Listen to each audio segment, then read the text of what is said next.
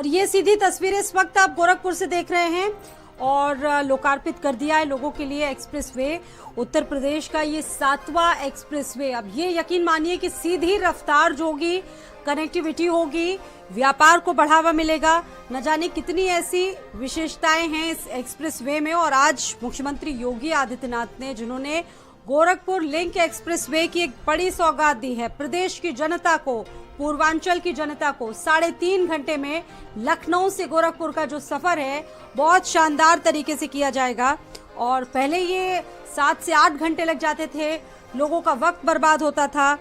अब जिस तरीके से ये हुआ है, बताया जा रहा है कि 7 से 8 घंटे की दूरी महज 3 घंटे में निपटाई जाएगी।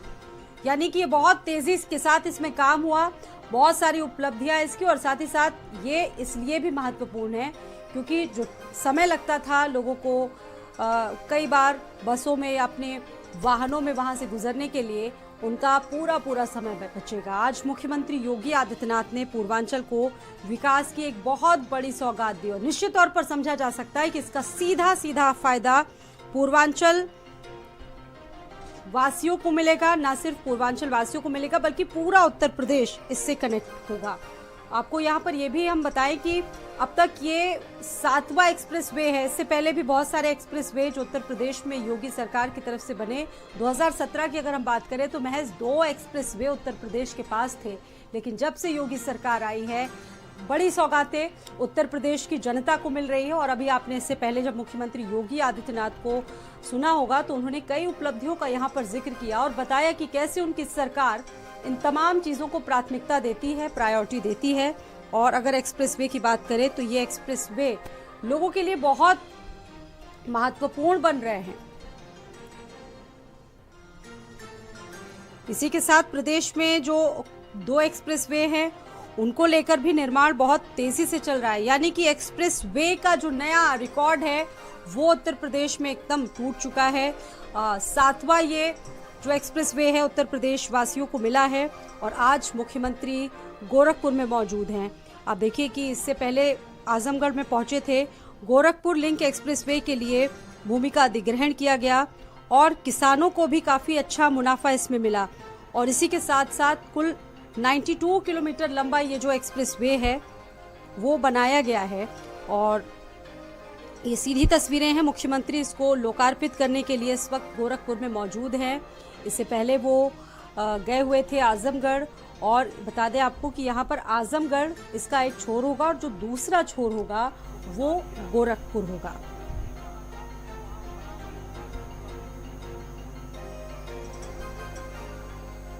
ये सीधी तस्वीरें इस वक्त आप देख रहे हैं।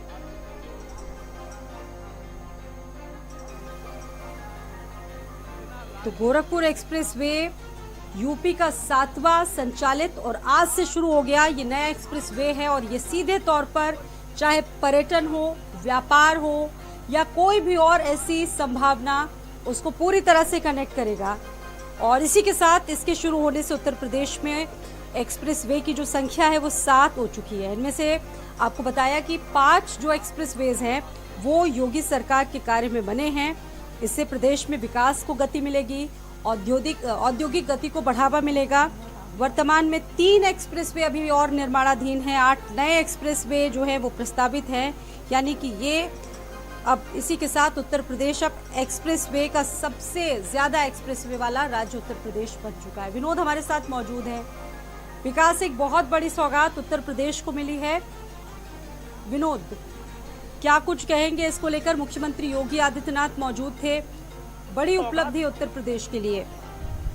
सीएम योगी आदित्यनाथ संत कबीर नगर में पहुंच चुके हैं और वहां पर जो बंधे का निरीक्षण कर रहे हैं। उसके बाद सीधा सीएम योगी आदित्यनाथ गोरखपुर पहुंचेंगे। यहां पर जैतपुर में आयोजित जनसभा को संबोधित करेंगे। इसके बाद गोरखपुर लिंक एक्सप्रेस का शुभारंभ करेंगे। आपको बताना चाहेंगे कि गोरखपुर, संत कबीर नगर, अम्बेडकर नगर, आजमगढ़, ये 4 जिलों को ये लिंक एक्सप्रेस जोड़ता है। अभी तक गोरखपुर से जो लोग लखनऊ की यात्रा करते थे उनको 6 घंटे 7 घंटे लगते थे। अब इस रोड से जब यात्रा करेंगे तो मात्र 3 घंटे में वो अपनी लखनऊ पहुंच सकते हैं। कहीं ना कहीं गोरखपुर और खासकर पूर्वांचल के लिए आज का दिन बड़ा है। जी बिल्कुल, योगी सरकार में उत्तर प्रदेश की पहचान एक्सप्रेसवे प्रदेश के रूप में भी बहुत जानी जा रही है। 2017 के पहले तक यूपी में सिर्फ 2 एक्सप्रेसवे ही संचालित होते थे और इन मार्गों पर चलना यकीन मानिए कि अपने आप में बड़ा कठिन था, चुनौतीपूर्ण था, हादसे भी बहुत होते थे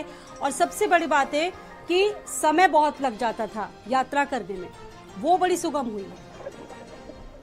जी बिल्कुल, आप सही बता रही हैं कि इसके पहले भी जो यात्रा लोग करते थे बड़ी दिक्कतों का सामना लोगों को करना पड़ता था।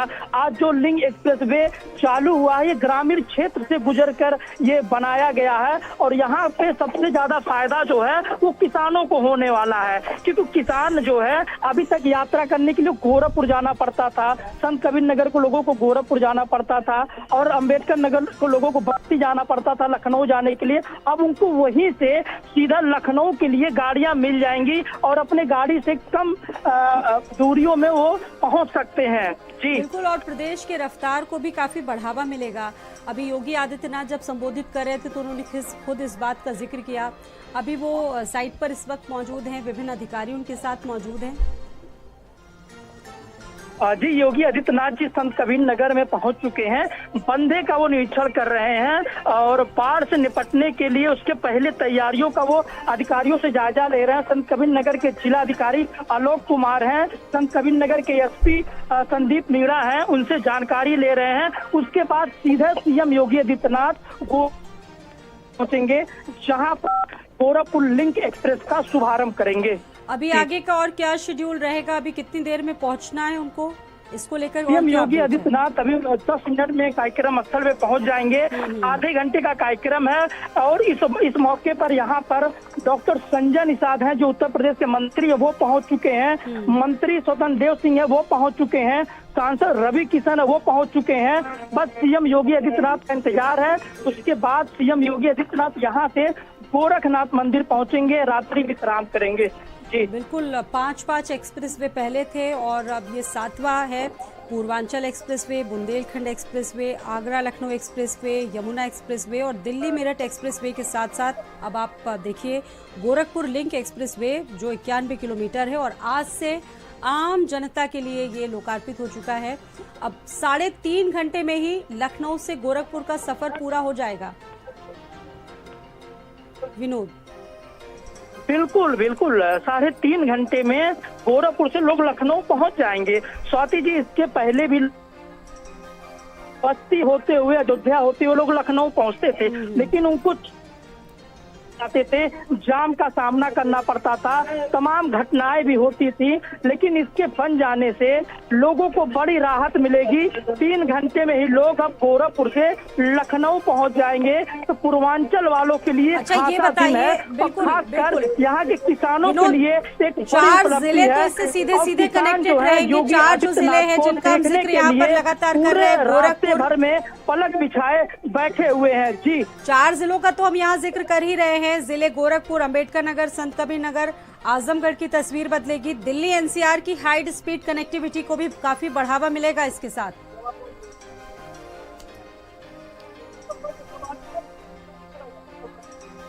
दिल्ली एनसीआर तक पहुंचना भी काफी सुविधाजनक होगा, हाई स्पीड कनेक्टिविटी हो जाएगी वहां के लिए भी। ये तस्वीरें इस वक्त आप देख रहे हैं, मुख्यमंत्री योगी आदित्यनाथ इस वक्त मौजूद हैं गोरखपुर में ही। गोरखपुर लिंक एक्सप्रेसवे का लोकार्पण एक तरफ उन्होंने जहां किया तो वहीं इस एक्सप्रेसवे का लोकार्पण होने के साथ साथ पूर्वांचल के 4 जिले गोरखपुर, अम्बेडकर नगर, संत कबीर नगर और आजमगढ़ के लिए भी एक बहुत बड़ी उपलब्धि है। बहुत धन्यवाद आपका विनोद, जानकारी देने के लिए।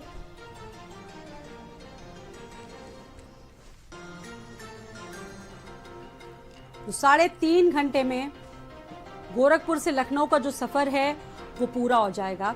पहले काफी जटिलताएं होती थी, लेकिन अब यकीन मानिए कि दूरियां बेहद कम हो जाएंगी इस एक्सप्रेसवे के आ जाने से।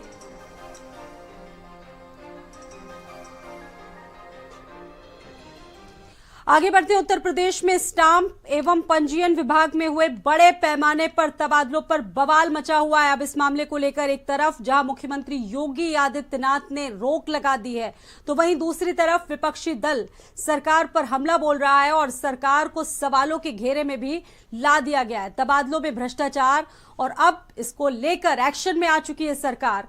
अब विपक्ष लगातार हालांकि प्रहार कर रहा है, सरकार तर्क दे रही है कि सरकार ने बहुत जरूरी कदम इस पर उठा लिए हैं, लेकिन उसके बाद भी जो विपक्षी हमला है वो थम नहीं रहा। आप देखिए अखिलेश यादव का ये पोस्ट है और उसमें इन्होंने जिक्र किया है कि सच तो ये है, और इसी के अलावा मायावती ने भी तबादलों में हुए भ्रष्टाचार पर बहुत सारे सवाल उठाए और सरकार से जल्द इन मामलों में कार्रवाई करने की बात की। लेकिन जिस तरीके से ये बड़े पैमाने पर सामने आए हैं, उसके बाद सवालों में जीरो टॉलरेंस जो नीति है वो सरकार की वो आ चुकी है, क्योंकि योगी आदित्यनाथ और उनकी सरकार का साफ एक तरह से ये विजन भी है कि भ्रष्टाचार के प्रति शून्य सहिष्णुता जो है वो अपनाई जाएगी।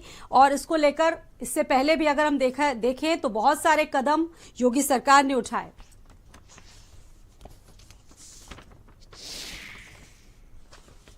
हमारे पास एआईजी और डीआईजी का ट्रांसफर करते हैं शासन स्तर पर, जो नीचे के सब रजिस्ट्रार बाबू का ये होता है आयुक्त के स्तर पर।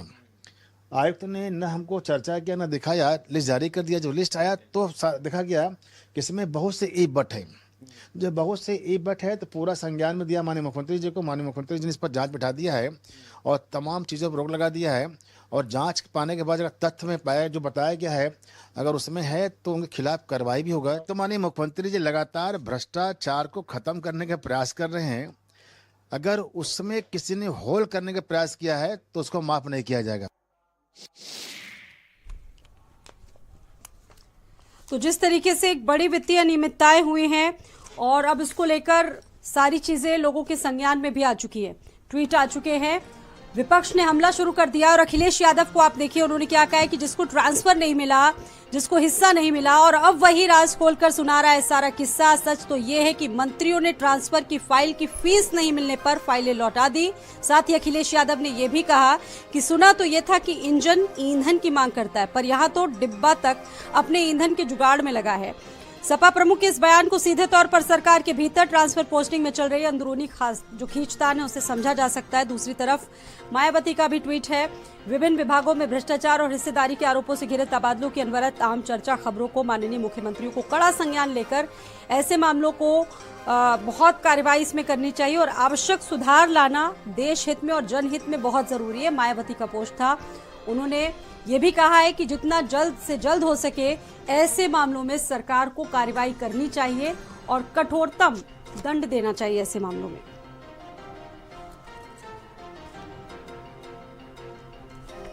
तो विपक्ष अब इसको लेकर सवाल उठा रहा है।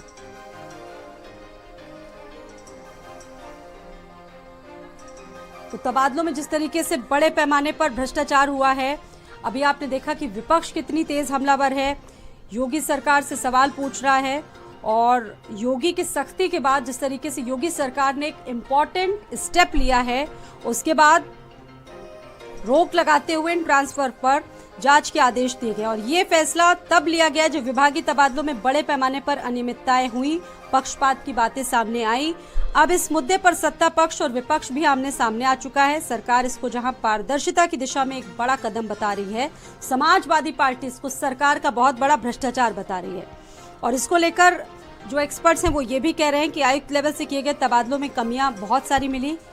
और हमारे साथ स्टेट हेड वीरेंद्र सिंह जी जुड़ चुके हैं इस खबर पर बातचीत करने के लिए। वीरेंद्र सिंह जी, जिस तरीके से ये सारी चीजें खुलकर सामने आई हैं और अब कहानी तो ये निकल कर आई है कि जिसे हिस्सा नहीं मिला वही राज खोल रहा है पूरा किस्सा। तबादलों पर विपक्ष बहुत हमलावर है, बहुत सारे सवाल उठा रहा है और योगी सरकार की जीरो टॉलरेंस जो नीति है उस पर भी सवाल उठ रहे हैं। क्या कहेंगे, इसका विश्लेषण आप कैसे करेंगे? बिल्कुल, देखिए पिछले 8 साल के कार्यकाल में कभी इस तरह से नहीं हुआ था कि सरकार के मंत्री मीडिया के सामने आकर तबादलों में भ्रष्टाचार की बात कहते हो और चिट्ठी लिखते हो, एसटीएफ से जांच कराने की मांग करते हो। तो ये बहुत बड़ा मामला है कि उत्तर प्रदेश में तबादला सीजन है 15 जून तक। इसमें विभागों में किए गए उनमें भारी भ्रष्टाचार वसूली की गई है और इसी वसूली की एक बानगी जो मंत्री ने आरोप लगाए हैं कि उनके विभाग में हुआ है। 210 लाख से ज्यादा तबादले निरस्त कर दिए गए हैं स्टाफ एजुकेशन विभाग में। इसके अलावा स्वास्थ्य विभाग में तबादला सत्र शून्य है। अधिकारियों को सरकार ने हटाया है, लेकिन इस बात की निशानी होनी चाहिए कि अधिकारी जिम्मेदार है या नेता जिम्मेदार है इस तबादलों में घूसखोरी के लिए, वसूली करने के लिए।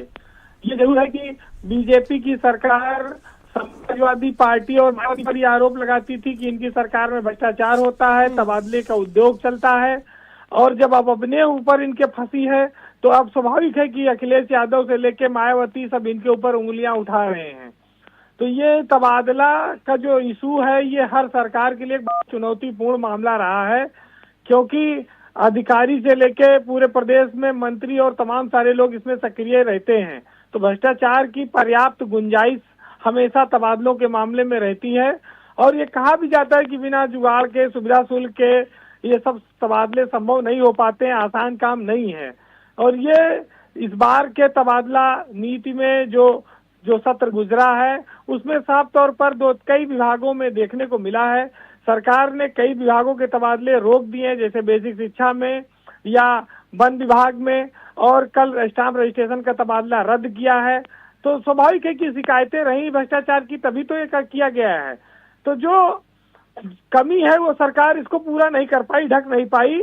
अपने जो भ्रष्टाचार पर जीरो टॉलरेंस की बात करती थी, वो भ्रष्टाचार पर जीरो टॉलरेंस हर नए दिन एक रूप में सामने आता है, नए रूप में, और ये चुनौती बना हुआ है। और ये 8 साल बीत गए ये कहते हुए, लेकिन ये पूरी तरह से ये भ्रष्टाचार की पाइप बंद नहीं हुई। तो स्वाभाविक है कि विपक्ष आरोप लगाएगा, और विपक्ष के सामने अवसर भी है, और सरकार को ऐसे आरोपों पर सतर्क होना चाहिए और उस पर कार्रवाई करनी चाहिए, जिससे कि पारदर्शिता बढ़े। जी,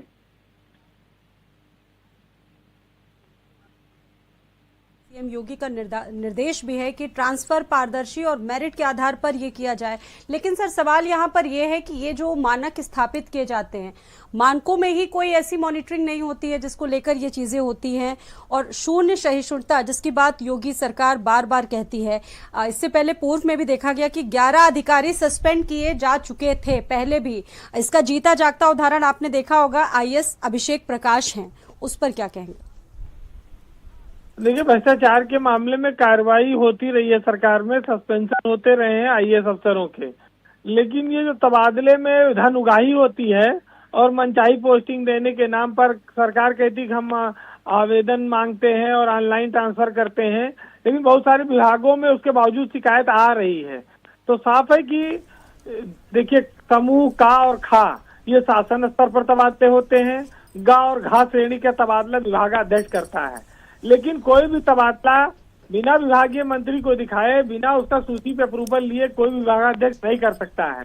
ऐसा करता है तो ये अनुशासनहीनता की तरह है, और यहीं पर बहुत सारी चीजें आ जाती हैं जहां पर धन उगाही की बात आती है, तबादलों में पैसा लेने की बात आती है। ये बहुत बड़ा प्रदेश है, इतना बड़ा कोई निगरानी तंत्र नहीं है कि इसको रोका जा सके, लेकिन यही कि सरकार की जो इच्छा शक्ति है वो अगर अफसरों पर कार्रवाई हो ऐसे भ्रष्टाचार के मामलों में और उनको माफी न मिले, तो हो सकता है कि ये चीज कमी आवे, इसमें इस पे रोक लगे। लेकिन कार्रवाई का जो कार्यक्रम है वो बड़ा धीमा है, और आगे चलकर इन कार्रवाइयों को समाप्त कर दिया जाता है, अफसर बच जाते हैं, लिहाजा उनको बहुत ज्यादा असर नहीं पड़ता, उनका मनोबल उसी तरह का बना रहता है। तो भ्रष्टाचार पर जब तक कठोरतम कार्रवाई नहीं होगी तब तक वो इतना आसान नहीं है कि इसको रोक लिया जाए। जी, बहुत धन्यवाद हमारे साथ जुड़ने के लिए, बातचीत करने के लिए। तो बहुत सारी चीजें अब इसको लेकर सामने आ रही हैं। भ्रष्टाचार जब इनका जिक्र होता है तो जीरो टॉलरेंस नीति पर भी की बात होती है, और इससे पहले भी 11 ऐसे मामले जिनको लेकर योगी सरकार ने आवश्यक कदम उठाए, और यहां पर भी जैसे ही मामला संज्ञान में आया योगी सरकार के, उन्होंने तत्काल स्टेप लेते हुए इस मामले में ट्रांसफर्स को फौरन रोका।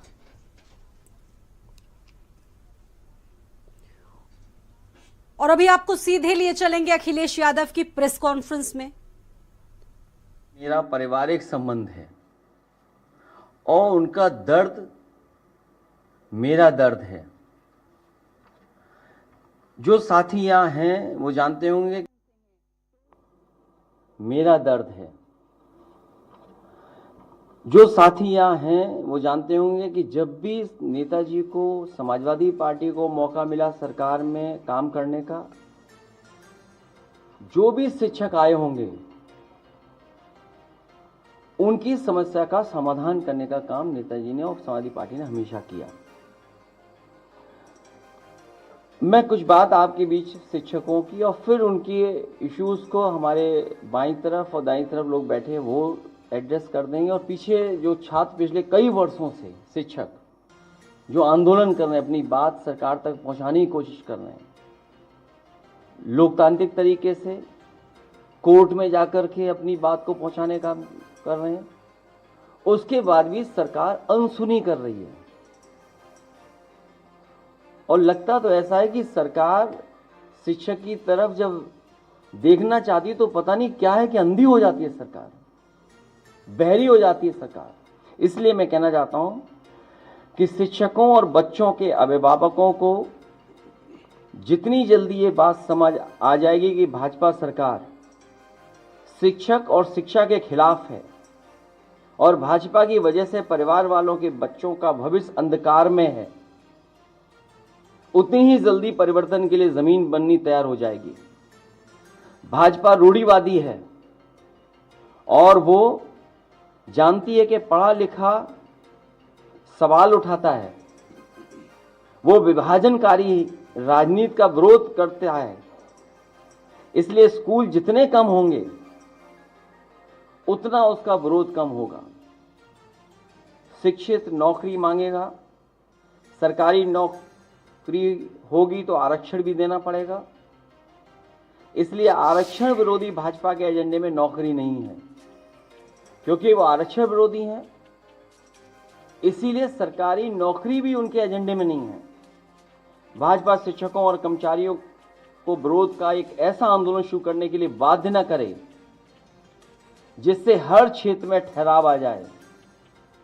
भाजपा शिक्षक और कर्मचारियों की समस्याओं के प्रति हमेशा बेरुखी का नजरिया अपनाती है। भाजपा की सरकार का एक हृदयहीन सरकार है।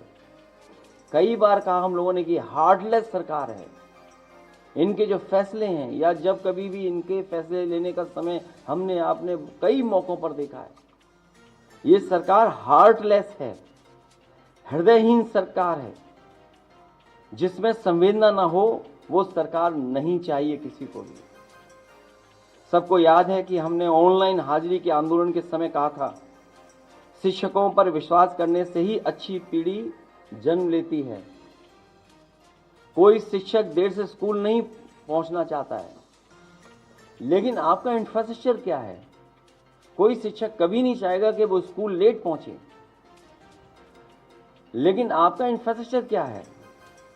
कोई शिक्षक देर से स्कूल नहीं पहुंचना चाहता है, लेकिन कहीं सार्वजनिक परिवहन देर से चलना इसका कारण बनता है, कहीं रेल का बंद फाटक और कहीं घर से स्कूल के बीच की 50 किलोमीटर की दूरी, क्योंकि शिक्षकों के पास स्कूल के पास रहने के लिए न तो सरकारी आवास होते हैं और न दूरस्थ इलाकों में किराए पर घर उपलब्ध होते हैं। इससे अनावश्यक तनाव जन्म लेता है और मानसिक रूप से उलझा अध्यापक कभी जल्दीबाजी में दुर्घटनाग्रस्त भी हो जाता है, और होते भी हैं, जिसके अनेक उदाहरण मिलते हैं। कई बार हम लोग देखते हैं कि जल्दी के चक्कर में कई ऐसे हमारे टीचर्स हैं जिनका एक्सीडेंट हुआ है, जिनकी जान चली गई है। यदि किसी इमरजेंसी की वजह से शिक्षकों को व्यक्तिगत स्वास्थ्य या फिर घर परिवार और सामाजिक कारणों से दिन के बीच में स्कूल छोड़ना पड़े तो पूरे दिन की अनुपस्थिति होने की रिपोर्ट भेज दी जाएगी। एक्सप्लॉयटेशन शिक्षा विभाग में जो शिक्षक है वो जानता होगा। हमारे बहुत सारे साथी हैं किस स्तर से एक्सप्लॉयटेशन है। हम और लीडर ऑपोजिशन यहाँ बैठे थे, जनता दरबार के माध्यम से लोगों से मिल रहे थे, उसी समय एक शिक्षक आया और उसने बताया कि उसके सामने क्या संकट है। हालांकि ट्रांसफर पोस्टिंग के बारे में आपसे बेहतर कोई नहीं जानता होगा, वो झगड़ा शुरू हो गया है। तो वो अपने ट्रांसफर की रेट बता रहा था, कितने लाख, देर से स्कूल पहुंचने या जल्दी स्कूल के वापस जाने के अनेक कारण हो सकते हैं। यहाँ तक कि विद्युत आपूर्ति के बाधित होने या तकनीकी रूप से भी कभी इंटरनेट जैसी सेवाओं के सुचारू संचालन में समस्या आती है। इसलिए डिजिटल अटेंडेंस का विकल्प बिना व्यवहारिक समस्याओं के पुख्ता समाधान के संभव नहीं है, क्योंकि जब आपका इंफ्रास्ट्रक्चर ही पुअर है तो आप कैसे डिजिटली इतना साउंड करना चाहते हैं, आप हर चीज़ उसी पे ले जाना चाहते हैं। सबसे पहले अन्य सभी विभागों के प्रशासनिक मुख्यालयों में लागू किया जाए, क्योंकि जहां होना चाहिए वहां डिजिटल अटेंडेंस ही नहीं है। लागू किया जाए जिससे उच्चस्थ अधिकारियों के और जो हायर हैं अधिकारी, बड़े बड़े अधिकारी जो लागू करना चाहते हैं, उनकी अटेंडेंस कई बार चैनल बताता है, दिखाता है कि वो कितना अटेंडेंस उनकी रहती है। सबसे बड़ी बात यह है कि इससे शिक्षकों को भावनात्मक ठेस पहुंचती है, जिससे उनके शिक्षण व प्रतिकूल प्रभाव पड़ता है। बोधपरक शिक्षण के लिए शिक्षकों का भावनात्मक रूप से जुड़ना आवश्यक होता है। स्कूल में केवल निश्चित घंटे बिताना ही शिक्षण नहीं हो सकता है कि आप फोर्सफुली पढ़ाना चाहते हो। शायद अगर फोर्सफुली पढ़ना चाहेंगे तो संभव नहीं है। आखिरकार शिक्षकों की एकजुटता के सामने भाजपा सरकार को डिजिटल अटेंडेंस, ऑनलाइन हाजिरी, ऑनलाइन अटेंडेंस का अपना आंतरिक निर्णय स्थगित करना ही पड़ा। वो क्योंकि जनमानस और आम लोगों की वजह से सरकार को अपना निर्णय वापस लेना पड़ा। भाजपा सरकार को अब ये समझ आ गया है, भाजपा सरकार को समझ आ गया होगा कि लोकतंत्र में जनता की आवाज़ ही सबसे बड़ा आदेश होती है, ना कि सत्ता की मनमर्जी। शिक्षकों को इस नैतिक विजय के लिए बधाई। गुरुओं के साथ जो अभद्र भाषा बोलते हैं, मैं उन गुरु का बहुत सम्मान करता हूँ, और जब कभी भी टीचर्स, प्रोफेसर्स या वाइस चांसलर या और प्रतिष्ठित संस्था के कभी कोई आए होंगे तो हम समाजवादियों ने हमेशा उनका सम्मान किया। और अभी आपको सीधे लिए चलेंगे गोरखपुर, जहां पर एक्सप्रेस वे को लोकार्पित करने के लिए आज मौजूद हैं मुख्यमंत्री योगी आदित्यनाथ। और ये सीधी तस्वीर इस वक्त है। आपने देखा कि यूपीडा के द्वारा लगाई गई तमाम प्रदर्शनियों का अवलोकन कर रहे हैं मुख्यमंत्री योगी आदित्यनाथ।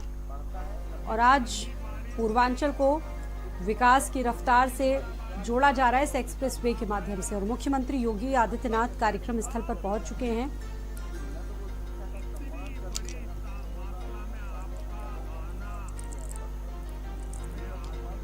और इसी के साथ ये एक्सप्रेस वे उत्तर प्रदेश वासियों को आज लोकार्पित भी मुख्यमंत्री योगी आदित्यनाथ ने किया।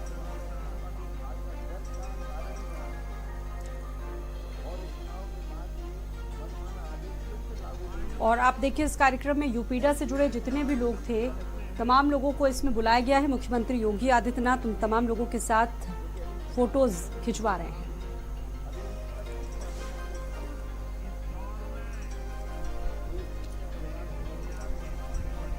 तो एक नई शुरुआत उत्तर प्रदेश के लिए एक्सप्रेस वे के रूप में, और ये उत्तर प्रदेश का 7वां एक्सप्रेस वे है जो बहुत जल्दी बनकर तैयार हुआ है।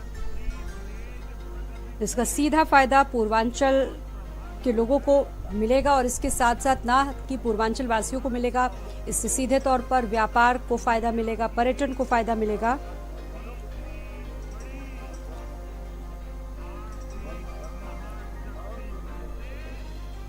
गोरखपुर से लेकर लखनऊ तक की दूरी अब सिर्फ 3 घंटे में पूरी होगी, और अब 20 से 25 मिनट में ये संभव होगा। स्थानीय यात्रा जो लोग करेंगे, दिल्ली, आगरा, लखनऊ तक हाई स्पीड कनेक्टिविटी और पर्यटन और व्यापार को सीधा सीधा जोर मिलेगा, प्रोत्साहन मिलेगा। इससे पहले मुख्यमंत्री योगी आदित्यनाथ आजमगढ़ में सुबह मौजूद थे। सलारपुर में उन्होंने एक लोकार्पण किया और जनसभा को संबोधित किया, और इस वक्त मुख्यमंत्री योगी आदित्यनाथ गोरखपुर में मौजूद हैं। और दोनों ही जगह पर लोकार्पण स्थलों पर यूपीडा के द्वारा लगाई गई फोटो गैलरी का भी मुख्यमंत्री ने अवलोकन किया। और यहाँ पर भी देखिए जो एक प्रदर्शनी अभी लगाई गई थी, एक एग्जीबिशन लगाई गई थी यूपीडा की तरफ से, उसको भी उन्होंने देखा और साथ ही साथ जो कर्मी लगे हुए थे, निर्माण कर्मी, वो उन्होंने कैसा काम किया उनको भी एक तरह से प्रोत्साहित करने के लिए मुख्यमंत्री मौजूद हैं।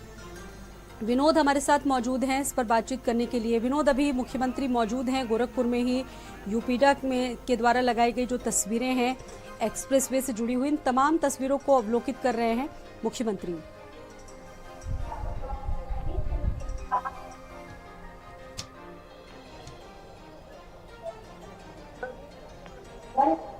आपको मेरी आवाज आ रही है?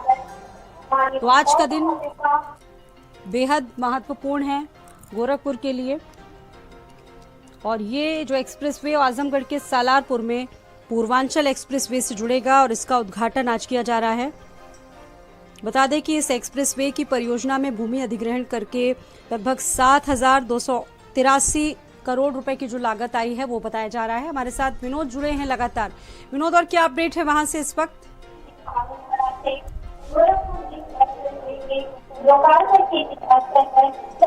आपको मेरी आवाज आ रही है विनोद? जी, बताना चाहेंगे कि सीएम योगी आदित्यनाथ कार्यक्रम स्थल पर पहुंच गए हैं।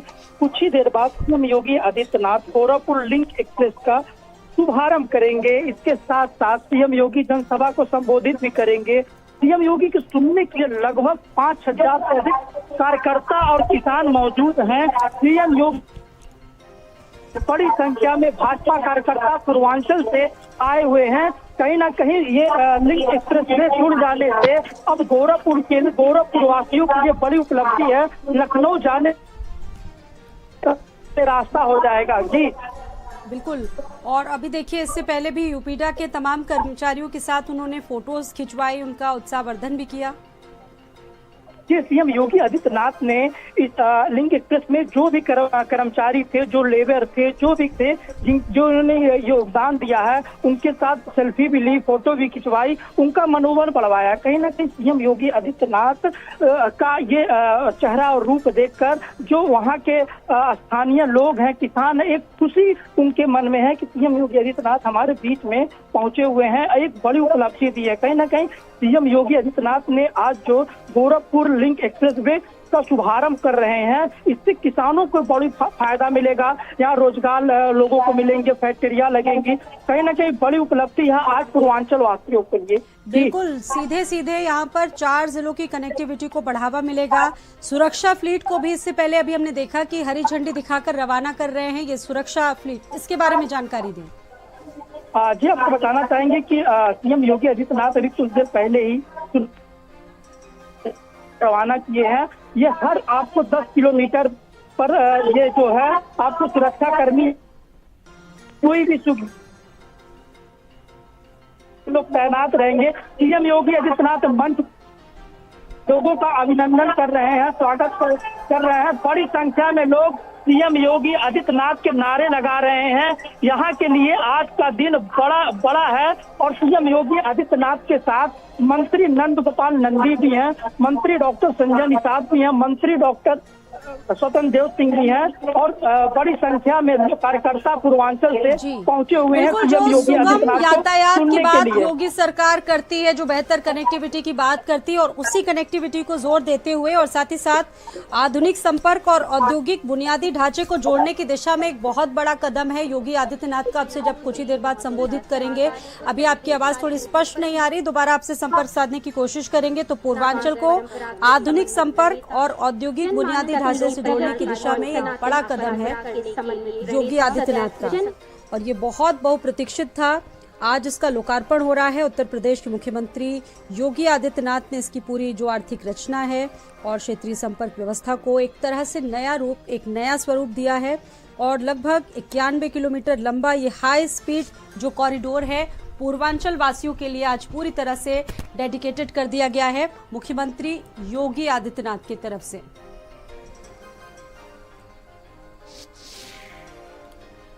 और अभी आपको सीधे लिए चलेंगे बिहार के सीवान जिले में। प्रधानमंत्री नरेंद्र मोदी यहां पर मौजूद हैं, संबोधित कर रहे हैं।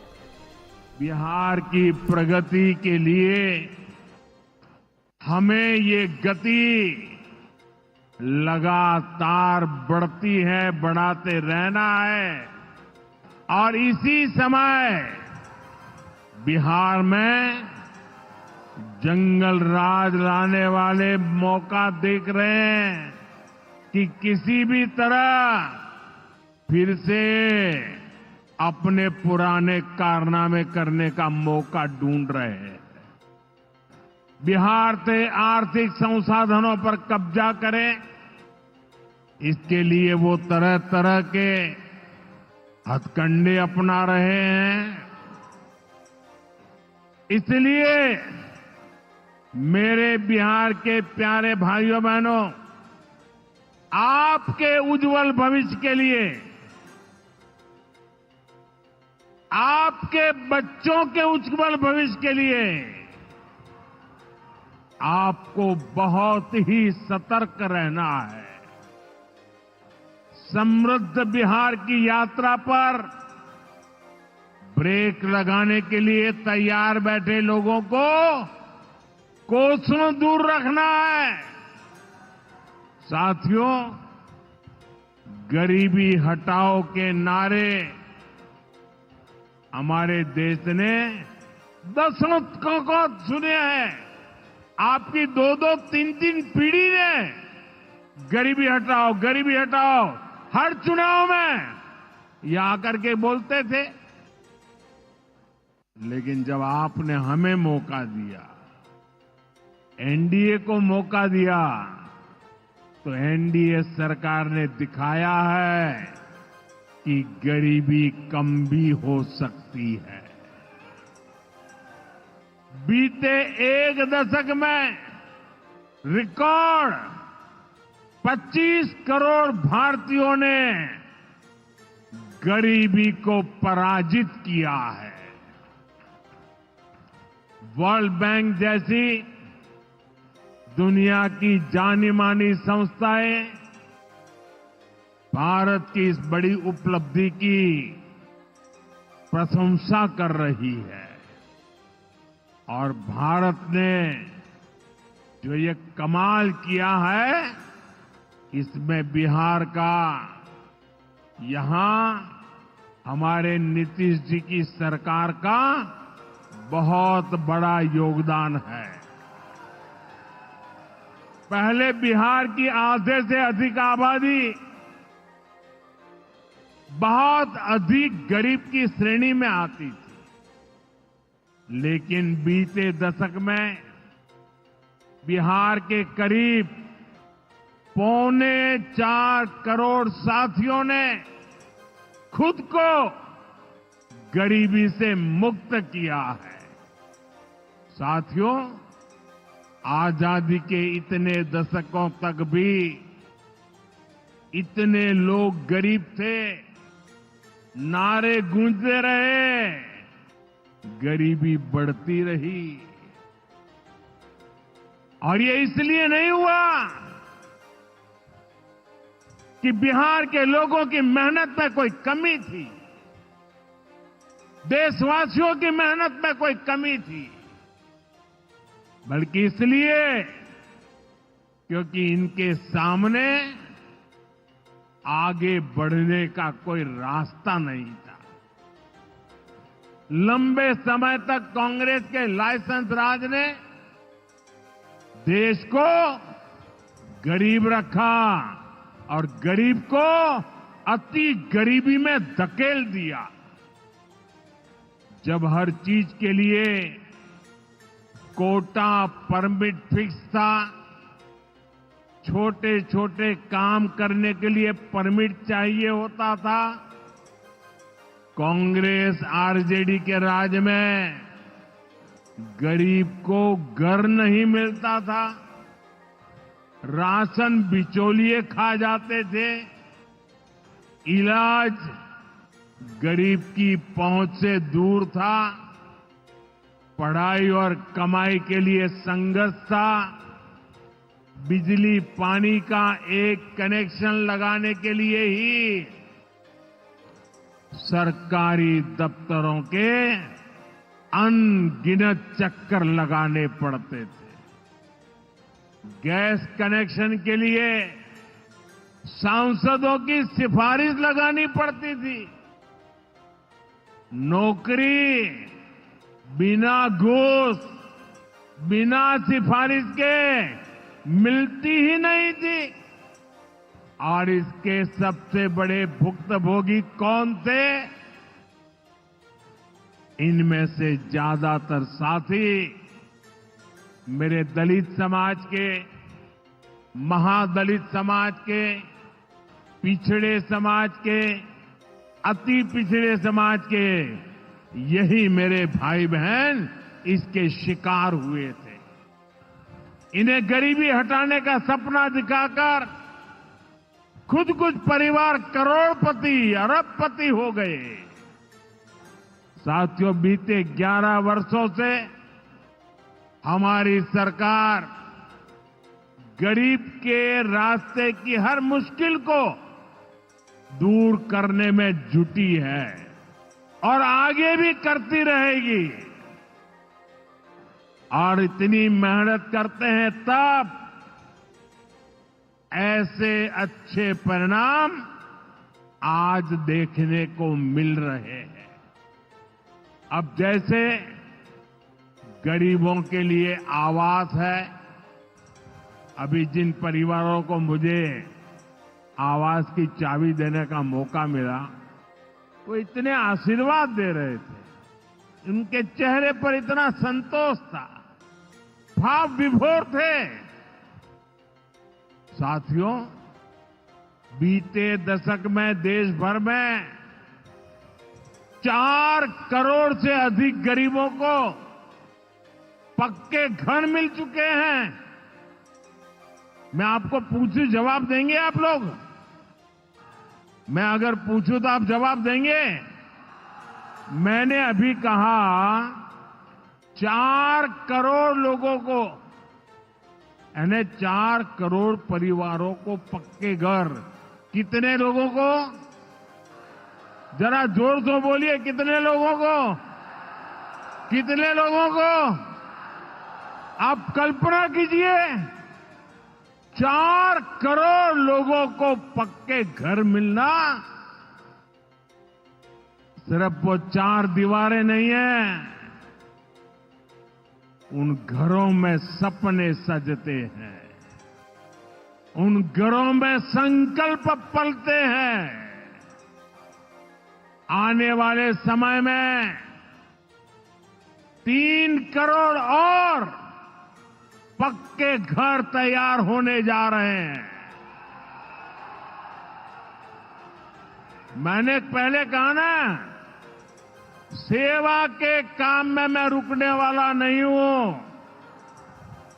जितना हुआ पहले वालों से बहुत अच्छा हुआ, फिर भी मोदी चैन की नींद नहीं सोएगा, वो दिन रात काम करता रहेगा, आपके लिए करता रहेगा, क्योंकि आप मेरे परिवार के सदस्य हैं और मेरे परिवार का एक भी सदस्य पीछे न रहे, दुखिया न रहे, ये मैं सपना लेकर के चला हूं। इसका बहुत अधिक फायदा बिहार के मेरे गरीब भाई बहन, दलित भाई बहन, महादलित भाई बहन, पिछड़े भाई बहन, अति पिछड़े भाई बहन, ये सारे जो योजनाएं चला रहा हूं, सबसे पहले फायदा इनको मिल रहा है। बिहार में पीएम आवास योजना से 57 लाख से ज्यादा पक्के घर बने। यहां सीवान जिले में भी गरीबों के 1,10,000 से ज्यादा पक्के घर बन चुके। मैं एक जिले की बात बोल रहा हूं और ये काम निरंतर जारी है। आज भी बिहार के 50,000 से अधिक परिवारों के लिए घर की किस्त जारी की गई है। और जानते हैं मेरे लिए दोहरी खुशी किस बात की है? ये घर ज्यादातर माताओं बहनों के नाम पर है। मेरी जिन बहनों बेटियों के नाम पर कभी कोई भी संपत्ति नहीं होती थी, अब वो अपने घर की मालकिन बन रही है। साथियों, हमारी सरकार घर के साथ साथ मुफ्त राशन, बिजली और पानी की सुविधा भी दे रही है। बीते सालों में देश भर में 12 करोड़ से अधिक नए परिवारों के घर नल पहुंचा है। इसमें सिवान के भी 4.5 लाख से अधिक परिवारों को पहली बार नल से जल मिला है। गांवों में हर घर में नल हो, शहरों में पीने के लिए पर्याप्त पानी हो, हम इस लक्ष्य को लेकर काम कर रहे हैं। बीते सालों में बिहार के अनेक शहरों के लिए पानी की पाइपलाइन और सीवेज ट्रीटमेंट प्रोजेक्ट बनाए गए। अब दर्जनों और शहरों के लिए पाइपलाइन और सीवेज ट्रीटमेंट प्लांट स्वीकृत किए गए हैं। ये सारे प्रोजेक्ट गरीब और मध्यम वर्ग के परिवारों का जीवन और बेहतर बनाएंगे।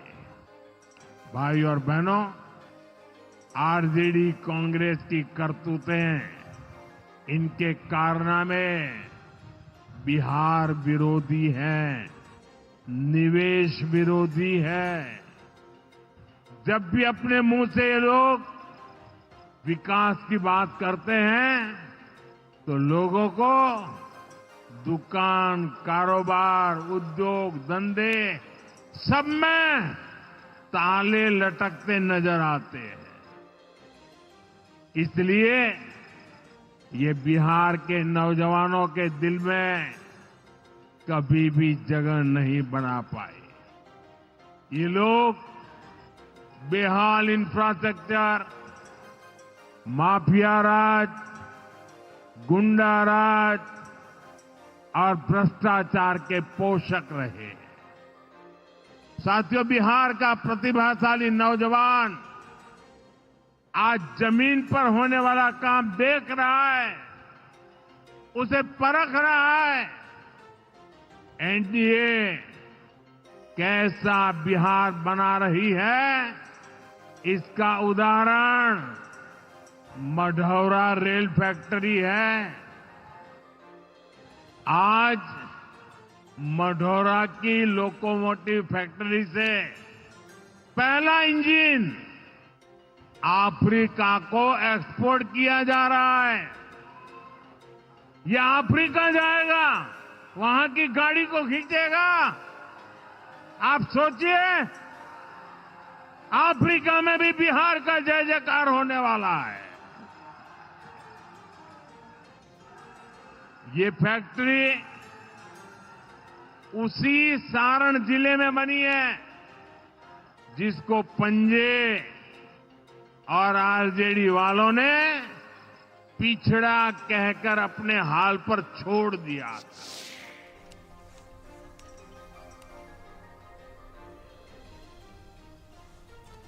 और बिहार से प्रधानमंत्री को आप सुन रहे थे, सीवान जिले में मौजूद थे और वो बता रहे थे कि एनडीए की सरकार ने वहां पर कितने विकास कार्य किए। बाराबंकी से अगली खबर है, गैंगरेप का मुकदमा फर्जी निकला है। फर्जी रिपोर्ट दर्ज कराने पर युवती को सजा हुई है। रेखा देवी को 7 साल की सजा हुई है।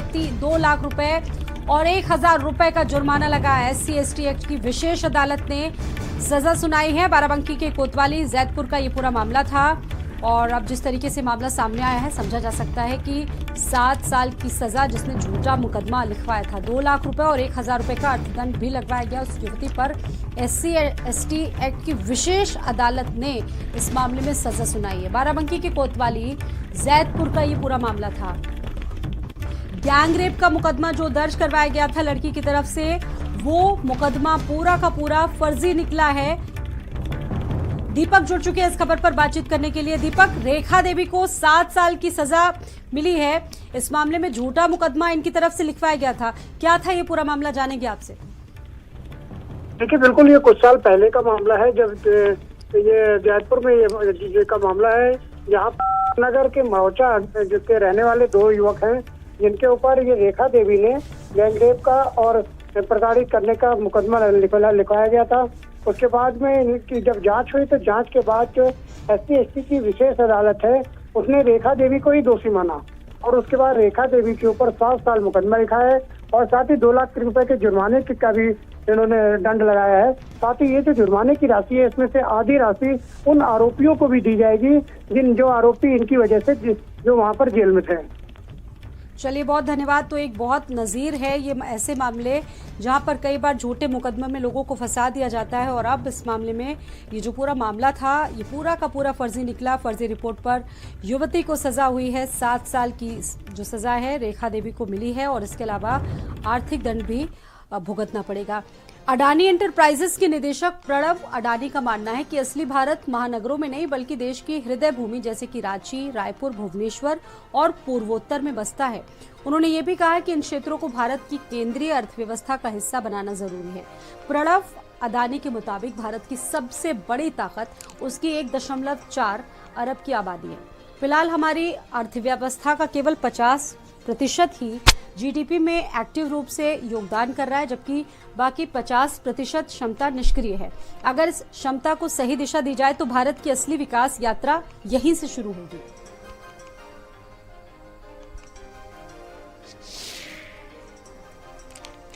See, I think India is right now in a very great situation. I think this 1.4 billion people that we have is our real asset. And like we heard in one of the speakers, he said that 50% of the economy is really engaged in the growth of the GDP and the other 50% is passive. Now that has to really come into the focus. And I think that's when the real Indian growth story will happen. And I'm very optimistic. We as a group are very optimistic